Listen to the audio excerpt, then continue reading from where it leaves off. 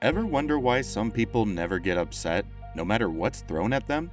Today, we're taking a page from Sam's life, a story that reveals the secret to being untouchable by insults and overflowing with respect using Buddha's teachings. Let's unwrap this story together and discover how to walk through life with the same unshakable confidence. Sam lived in a small village near a stream. His life was a constant battle against harsh words and cold shoulders. At home, his ideas were often brushed aside, and his parents and siblings rarely took him seriously. They saw him as the dreamer, the one whose head was always in the clouds. And outside, it wasn't any different. His friends, or those he considered friends, would laugh off his thoughts and dismiss his opinions, and sometimes their words cut deeper, turning into insults. This constant belittling, the sting of being ignored, made Sam feel alone in a world that seemed too busy to notice him. It wasn't just the words that hurt, but the indifference behind them. It felt as though everyone had formed an unspoken agreement to not believe in him. They'd rather turn a blind eye or throw hurtful words his way than try to understand him. Day after day, the weight of these experiences grew heavier. He longed for a place where he could be heard, where his words wouldn't be tossed aside like meaningless whispers. But in his world, such a place seemed like a distant dream. One day, the burden became too much. Sam decided he couldn't take it anymore. He didn't want to spend another minute in a place where he felt invisible. With a heart heavy with hurt and a mind clouded with thoughts of never returning, he took a stroll. He walked without direction, driven by a deep desire to escape, to find a space where his thoughts and feelings could breathe. As he wandered, lost in his thoughts, the houses and familiar streets of his neighborhood gave way to less trodden paths. He walked without realizing how far he had gone, his feet leading him away from the noise, the laughter, and the indifference that had defined his daily existence. The path took him to the outskirts of the town, to a place he had never been before. It was quieter there, the air fresher, and the sky seemed wider, almost as if it were offering him a blank canvas for his thoughts. In this peace, his mind began to ease, the tight knots of frustration and sadness loosening ever so slightly. It was then that he stumbled upon it, a small hut, nestled among the trees, as if it were part of the forest itself. There was something about this place that made Sam pause. It wasn't just the calmness that surrounded it, but a feeling of wisdom that seemed to radiate from its very walls. He didn't know it then, but this was the hut of the Sage Master, a man known for his profound understanding of life and its many mysteries. Sam stood there, a few steps away from the hut, looking at it, feeling a strange sense of curiosity. Sam, standing outside the Sage Master's hut, watched the old man for a while. He observed his simple way of living and the calm and peaceful manner in which he moved. There was something about the sage that intrigued Sam, a sense of stillness that he had never experienced before. Gathering his courage, Sam finally decided to approach him. The Sage Master looked up with an ever-bright smile, one that seemed to light up the entire clearing. "Welcome, young traveler. What brings you to my humble abode?" he asked in a gentle voice. Sam, feeling a sense of comfort in the sage's presence, poured out his heart. He told him about the constant insults and belittling he faced, both at home and with his friends. He shared how these experiences had driven him to walk away, to find peace in being alone. The sage listened intently, his smile never fading. Once Sam had finished, the sage nodded understandingly. "You need not hide from the world, Sam. There are teachings that can help you, wisdom from Buddha himself that can earn you respect from all," he said warmly. Sam's eyes widened with curiosity. The idea that he could gain respect without changing who he was seemed almost magical to him. The sage began. "The first of Buddha's teachings I'll share with you is about the strength of silence. When Buddha was confronted with insults, he often chose not to respond. He understood that silence is not a sign of weakness, but a powerful statement of self-respect." Sam listened, captivated.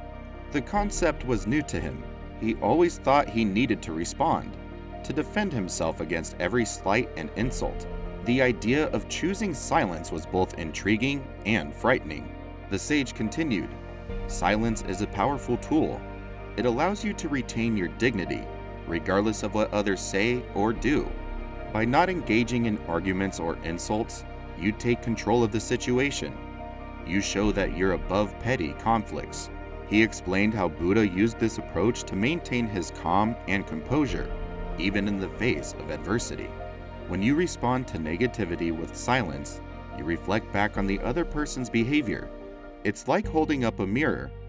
Often, they see their own actions and feel the weight of their words. As you walk through life, the sage concluded, remember this teaching. Sometimes, the most powerful response is no response at all. Let your silence speak volumes about the respect you have for yourself and the life you wish to lead. Sam sat there, mulling over the sage's words. The first teaching of Buddha felt like a key, unlocking a new way of being in the world, a way that promised respect and dignity.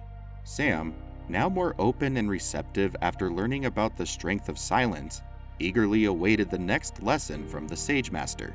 The old man, sensing Sam's eagerness, nodded gently and began sharing the second of Buddha's teachings.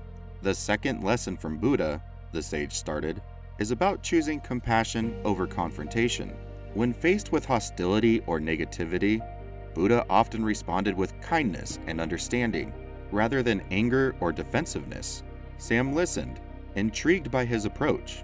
He had always thought the only way to deal with insults was either to fight back or to withdraw completely. The idea of responding with compassion was new to him. The sage continued, when you respond to anger with compassion, you disarm the other person. You show them that their negativity doesn't affect you in the way they intended. It's a powerful way to maintain your dignity and earn respect. He explained how Buddha used this method in his own life. There were many who opposed Buddha, who tried to belittle his teachings. But Buddha never responded with anger. Instead, he showed understanding and compassion, which often turned them into followers. Sam was fascinated by this concept. It was so different from everything he had experienced. The idea that he could transform a negative situation into a positive one just by changing his response was both empowering and challenging. The sage then shared a story about Buddha. Once, a man came to Buddha, full of anger and resentment. He insulted Buddha, hoping to provoke him. But Buddha, instead of reacting with anger or silence, asked the man calmly about the source of his anger. He listened, showed empathy, and offered words of wisdom that eventually calmed the man's rage. This approach, the sage explained, requires a lot of strength and self-control. It's not about being passive or weak.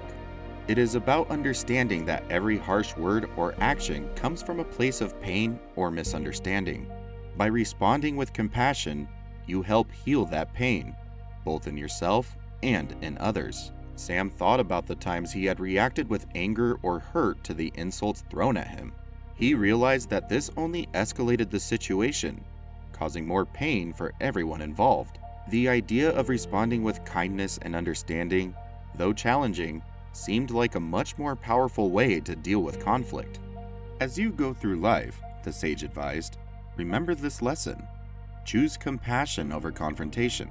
It's a way to rise above pettiness and negativity, to maintain your dignity, and to spread peace around you.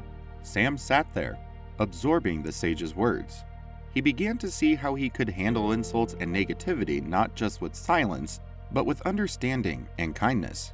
As Sam sat, absorbing the lessons on silence and compassion, the sage master prepared to share the final teaching. The last lesson from Buddha, he began, is about the reflection of respect. Buddha taught that respect isn't something we demand, but something we earn through our actions and behavior. Sam leaned in, eager to understand his final piece of wisdom. He had already learned so much, and he could feel these teachings slowly changing his perspective. The sage continued, Buddha believed that by treating others with respect and kindness, we encourage the same treatment in return. It's like holding up a mirror to the world. What you reflect is what comes back to you. Sam nodded, understanding the profound nature of this teaching. It wasn't just about how others treated him, but how he treated them. Respect was a two-way street. The sage concluded, as you go back to your life, remember to treat everyone with kindness and respect. It may not be easy at first, especially with those who have hurt you, but with time, you'll see a change not only in how others treat you, but in how you view yourself.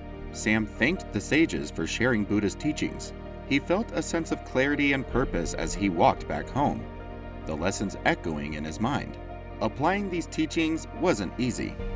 At first, maintaining silence in the face of insults was challenging, and responding with compassion even more so. But Sam persisted. He remembered the sage's words and Buddha's example. For a month, he noticed a change. The way his family and friends responded to him shifted. They began to listen more, to consider his words. The insults and belittling comments decreased. Sam felt a growing sense of respect from those around him, and more importantly, he felt a deeper respect for himself. Through Buddha's teachings, Sam found not just respect from others, but a newfound respect for life and his place in it. If you enjoyed this, remember to like, share, and comment for more transformative stories like this one.